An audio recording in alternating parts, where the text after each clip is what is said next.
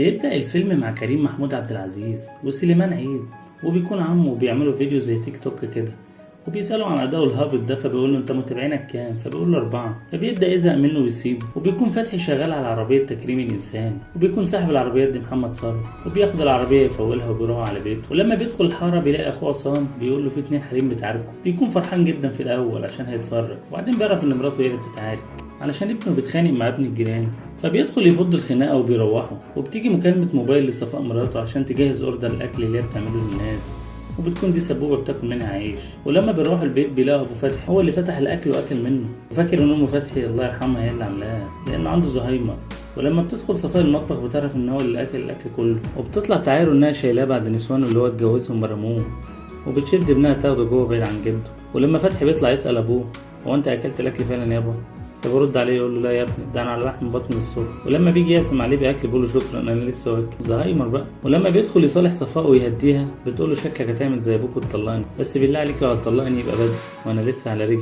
وبيكون حالتهم صعبه جدا وظروفهم الماديه وحشه. وبنروح لعصام اللي بيكون بلطجي وحرامي وبيحب الاغاني جدا، وبيسرق اي حاجه يقابلها. ولما بيرجع عصام بيلاقي ابوه بيشوف ماتش وبيساله هو الاهلي بيلعب ليه بالناشئين، وباين عليه انه شكله ما شافش ماتشات من 20 سنه. وشويه وبيجي عصام يجري على اخوه بيقول له في ناس بيتكلموا مع ابنك تحت وبيقولوا انهم عايزين ابوه. بيكون خايف جدا ان يكون ابنه متعارك تاني ويعملوا دوشه، ولكن بيعرف انهم صحفيين وجايين يعملوا لقاء مع الولع عشان داخل مسابقه. فلما بيسالوا مسابقه ايه فبيقولوا اذكى طفل في مصر، فبيقول لهم مال ابني ومال اذكى طفل في مصر. وبتيجي صفاء ومعاها المأذون عشان تتطلق، فبيمشيه فتحي وبيقول لها تعالي شوف ابنك الاول، وبتبص له وهي منبهر، فبيقول لها ما تبصليش انا كمان منبهر زيك بالظبط. المذيعه بتقول لهم ان المفروض يكون جالكم جواب، هو انتوا مش عارفين ولا ايه؟ فعم خميس بيقول لهم في جواب جه بس مش فاكر انا حطيته فين. فبيدخلوا يقلبوا البيت جوه علشان يلاقوا الجواب ده، وبيدوروا في كل حته لحد ما فتحي بيلاقيه على رجل عصام بيرول عليه حشيش. وبيعرفوا من الجواب ان المسابقه بعد يومين، وبيكونوا مش مصدقين ان ابنهم عبقري. ففتحي بيقول لمراته الجواب بيقول كده، هو احنا هنفهم اكتر من الحكومه؟ فبتقول له خلاص نسافر على طول بقى ونأجل الطلاق. فبقول لها فكره برضه، وبتقول له تفتكر هنكسب المسابقه؟ قال لها لما نسافر الاول هنبقى نشوف. وبيكون معهمش فلوس علشان يسافروا لان هياخد ابوه معاه بدل ما يولع لهم في الشقه. وبينزل يلف على كل الناس عشان يستلف منهم فلوس، اللي يقول له والله ما معايا فلوس، واللي يقول له الدنيا ضيقه، واللي يهرب منه. وبيرجع يلاقي مراته بتتخانق مع اخوها عصام علشان بيعلم الواد الغنى، وبيقول لها ما لقيتش فلوس بس هنروح بعربيه تكريم الانسان. فبتزهق منه بتقول له ما ينفعش يعني تودينا اللي في تكريم الميتين دي. فبقول لها هو ليه الانسان ما بيتكرمش وهو عايش؟ لازم يكون ميت يعني عشان يتكرم؟ وبيركبوا العربيه وبيمشوا وبيسيبوا اخوه عصام، وعصام بيكون ناوي يخربها، ولكن بيلاقي الناس اللي كان بيسرق منهم فلوس بيجروا وراه. فبيجري يلحق العربيه وبيقول لاخوه شد السرعه بسرعه واهرب هيقتلوني. وهم في الطريق زكريا بيعوز يدخل الحمام، وبيوقفوا العربيه عند اقرب بنزينه، وبينزلوا كلهم وبيسيبوا عم خميس راكب في العربيه. ولما بيدخلوا السوبر ماركت هناك بيدخل عصام يسرق. ولما بتشوف واحده بتديها شوكولاته بيقول لها بص متقوليش لحد. وزكريا بيشبط الشوكولاته وبعدين بيرجع ياخد حاجه تانية. والمذيعه اللي كانت راحت لهم بتقابلهم هناك وبتعرفهم على مازن ومامته اللي داخل معاه المسابقه، وبتكون مامته بتتكلم انجليزي وبتتنمر عليهم. ولما بيرجعوا العربيه ما بياخدوش بالهم ان ابوهم مش موجود فيها، وبيتحركوا فعلا بالعربيه لحد ما الراجل الصغير بيقول لهم وجد فين. وبيرجعوا يدوروا عليه وبيرجعوا الحاجات اللي عصام سرقها، وبيدوروا على ابوه في الحمامات ما بيلاقوهوش، وبيسيبوا عصام في العربيه لوحده لحد ما بيلاقي النحش بيتحرك. فبيكون هيموت من الرعب جدا وبيحاول يفتح العربيه لكنه ما بيكونش قادر يفتحها، وبيلاقي ابوه طالع من النعش وبيقول له خضتني يا جدع. وفي وسط الطريق الاسطى سمير بيكلمه عشان يرجع بالعربيه عشان في حاله وفاه، فبيرفض. وبينزلوا ياكلوا لقمه كده وسط الصحراء، وبيعرفوا ان الاكل ده بتاع ناس وكان مدفوع فيه فلوس.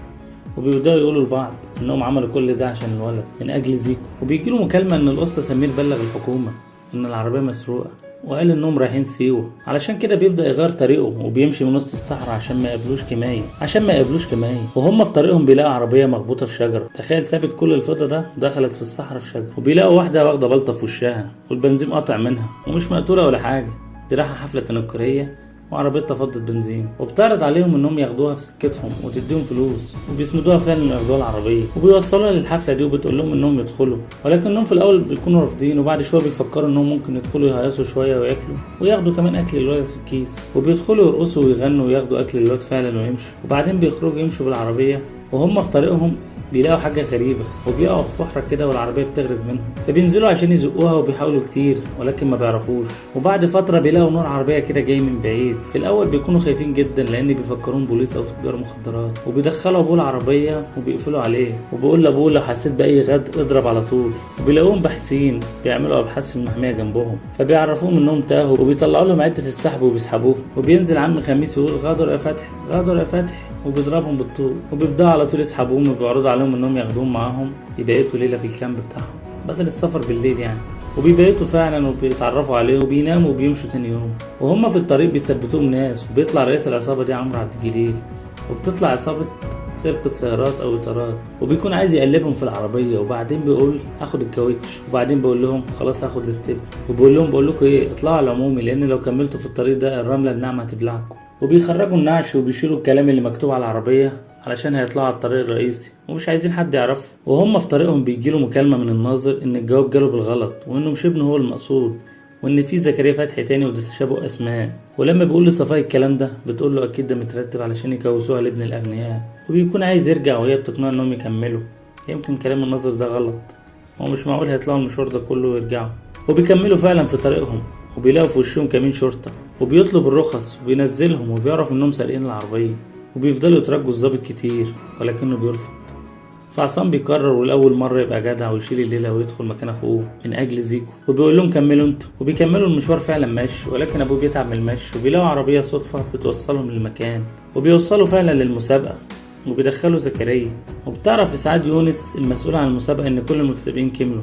بتعرف إن المتسابق التالت أساسا لسه أهله كانوا متكلمين وهم في أسوان ومش هيقدروا ييجوا، فبتروح لهم وبترفض الواد يشارك، ولكنهم بيقولوا لها وبترجوها إن ابنهم يشارك، وفي الآخر بتوافق. بيعلنوا عن أسماء الثلاث متسابقين. ولما بيسأل زكريا أنت منين فبقول له إن أنا متدوقة، وبتبدأ المسابقة وبيلاقي العيال عباقرة فعلا وبيحلوا الإجابات في ثواني، وفتحي قاعد ياخد 0 في 0 في 0، ولكنه بيقول لهم إن هو موهوب في حاجة تانية، موهوب في الغنى، وبيقرر يغني أغنية الغزالة رايقة الناس الحلوة سايقة، وبيكون ملعلع فعلا وصوته جميل. وبيبدأ البوليس ياخد فتحي وصفاء على البوكس، وبيلاقي عصام هناك فبيقول له مش قلت لك هنتقابل تاني؟ فبيسألوا العبقري بتاعنا عمل إيه؟ فبقول له شوية هقول لك. وبيبصوا وبيكونوا منبهرين جدا لما بيلاقوا كل وسائل الإعلام بتتصور مع زكريا، وبيعملوا لقاءات معاه وبيسألوه مين أكتر حد بتحبه فبيقول لهم أهلي. والأغنية بتطلع ترند وبتتشهر جدا، وبيكون مغني مشهور، وعمه بيكون مدير أعماله، وجده الكبير بتاع نسوان ده بيفتح كوافير حريم.